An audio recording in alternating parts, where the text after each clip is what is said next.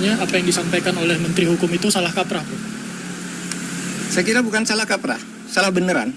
Ex-Menko Polhukam Mahfud MD menyemprot pernyataan Menteri Hukum Supratman Andi Aktas bahwa pelaku korupsi bisa diampuni dengan mekanisme denda damai bukan sekedar salah kaprah, melainkan benar-benar salah. Mahfud mengatakan denda damai hanya bisa diterapkan pada tindak pidana ekonomi yang meliputi perkara diperanakan, bea cukai, dan kepabeanan, bukan untuk mengampuni koruptor. Mahfud mencontohkan denda damai itu bisa diterapkan ketika ada orang yang seharusnya membayar pajak 100 miliar rupiah, namun hanya menyetor ke negara 95 miliar rupiah. Setelah diketahui terdapat kecurangan, dilakukan perundingan antara otoritas terkait dengan orang tersebut mengenai besaran denda yang harus dibayarkan karena kecurangan itu. Mantan Ketua Mahkamah Konstitusi MK ini menegaskan, mekanisme penerapan denda damai ini sudah diatur dengan jelas di Undang-Undang Kejaksaan. Kementerian Keuangan, kata Mahfud, meminta izin kepada Jaksa Agung untuk menerapkan denda damai. Jumlah denda itu disebutkan dengan terang dan tidak secara diam-diam. Sebelumnya, Menteri Hukum Supratman Andi Aktas menyebut pengampunan bagi koruptor bisa diberikan melalui mekanisme denda damai selain pengampunan dari Presiden. Supratman menyebut kewenangan denda damai dimiliki Kejaksaan Agung karena Undang-Undang Kejaksaan Agung yang baru memungkinkan hal itu. Ikuti terus berita menarik lainnya. Jangan lupa like dan share seluruh akun Tribun Medan. Itu sudah diberikan kepada Kejaksaan Agung karena Jaksa Agung sekarang salah satu kewenangannya adalah melakukan denda damai. Itu sudah ada ruangnya. Cuman sampai hari ini mungkin Kejaksaan belum melakukan itu. Padahal itu kewenangan baru yang kita berikan kepada Kejaksaan. Karena yang paling penting sekali lagi bagi pemerintah dan untuk rakyat Indonesia adalah bagaimana aset recovery itu bisa jalan. Kemudian kalau aset recovery-nya bisa baik, ya kan, pengembalian kerugian negara itu bisa lebih maksimal, itu jauh lebih baik dibandingkan sekedar hanya menghukum. Ya, saya heran ya, menteri terkait dengan hukum itu sukanya mencari dalil atau pasal pembenar terhadap apa yang disampaikan oleh Presiden. Seperti kasus pemulangan narapidana ke luar negeri, katanya hanya tactical arrangement gitu, padahal ada hukum yang melarang. Yang ini lagi gagasan Pak Prabowo untuk kemungkinan memberi maaf kepada koruptor asal mengaku secara diam-diam dan mengembalikan kepada negara secara diam-diam. Itu kan salah. Undang-undang korupsi tidak membenarkan itu, hukum pidana tidak membenarkan itu. Lalu menterinya mencari dalil pembenar, itu kan ada di Undang-Undang Kejaksaan, denda damai. Denda damai itu hanya untuk tindak pidana ekonomi sesuai dengan Undang-Undang tentang bea cukai, Undang-Undang perpajakan, dan Undang-Undang kepabeanan. Nah di situ kalau ada orang melanggar pajak atau bea cukai, itu tawar-menawar dulu. Oh kamu seharusnya bayar 100 miliar, kok hanya membayar 95. Nah sekarang yang 5 ini dikalikan berapa? Itu namanya denda damai. Dan itu jelas. Ada mekanismenya, yaitu dibuat oleh instansi terkait, dalam hal ini Kementerian Keuangan, lalu minta izin Kejaksaan Agung.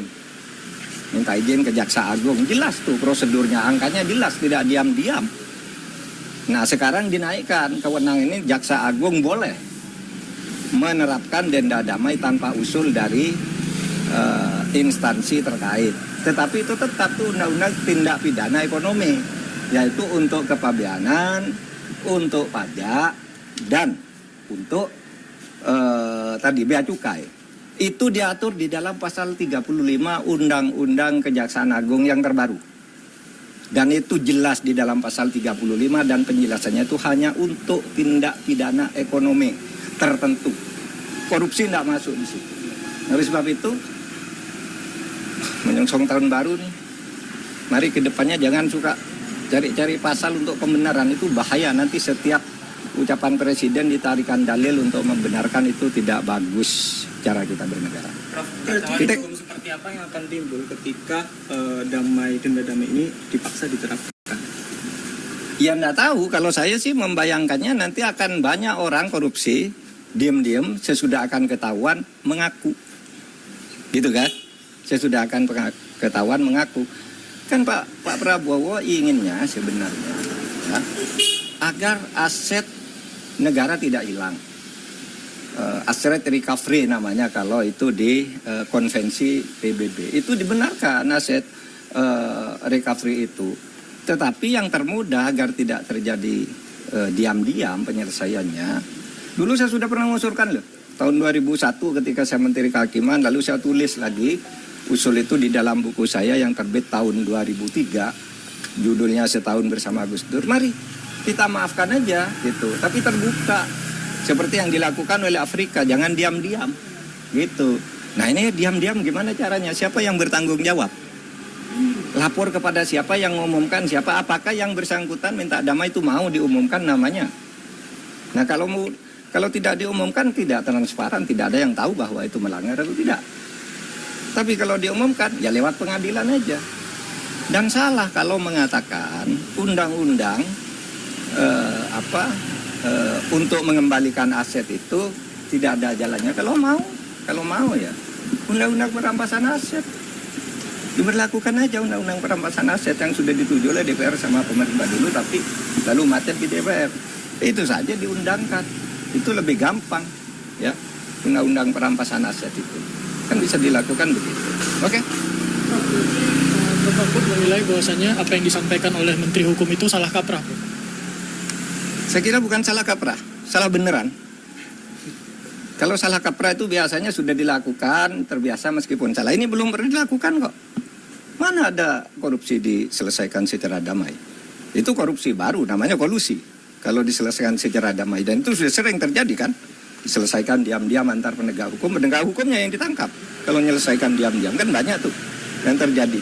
Jaksa, polisi, hakim masuk penjara kan mau menyelesaikan diam-diam. Iya toh? Itu sama aja. Oke. Pak, tapi Pak Andi Aktas kan ada menyinggung sedikit soal turunan dari undang-undang kejaksaan. Ini apakah Ya itu yang saya katakan tadi itu menyebut undang-undang kejaksaan itu salah. Undang-undang kejaksaan itu mengatur tentang itu di dalam pasal 35 yang menyatakan bahwa dalam hal-hal tertentu Jaksa Agung boleh menerapkan denda damai di mana sebuah kasus itu tidak diadili asal ada perdamaian tentang jumlah yang dibayar. Itu pasal 35 menyebut bahwa itu hanya untuk tindak pidana ekonomi. Lihat aja pasal 35 itu tindak pidana ekonomi itu ada 3. Kepabeanan, perpajakan, dan apa tadi? Dan bea cukai. Hanya itu yang boleh. Kalau korupsi lain tidak boleh, tidak pernah ada dan tidak boleh ada. Tapi terserah aja, nanti lihat aja akibatnya akan lari semua orang koruptor diam-diam kalau mau ketahuan baru ngelapor, minta damai dan kita tidak tahu siapa yang mendamaikan. Kan gitu. Oke? Download Tribun X sekarang. Menghadirkan lokal menjadi Indonesia.